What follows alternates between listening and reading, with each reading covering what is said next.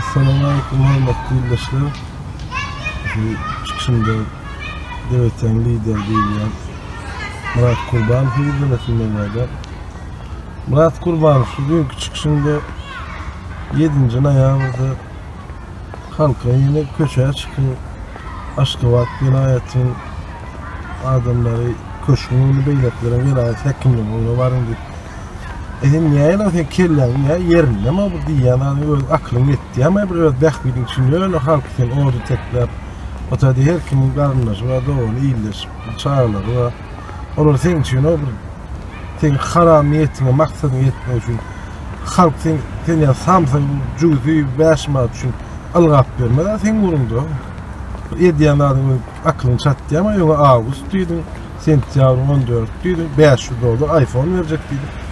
İşladım buramda Türkmenistan'da bir de daşar yurtta uğradan yapılın kenarda bir de çıkacak başı işimden yok şöyle olmam. Bir halk tekrar bir ödüm düdü de ağzım ol geyklu ulaşacak diye maksatnaman göründü. Sıçratın geliyor ağzım bol görüşüm yürüyüşüme bağlayın erkek adama meydan okuyun. Utana birazcık o aklıyla nemeden olsa 50 yaşak geçen gün. Halk beylik görme o korkudaydan korku alacağım ben. Ödüm ne hemen edecek kulağım var ödüm ne de o.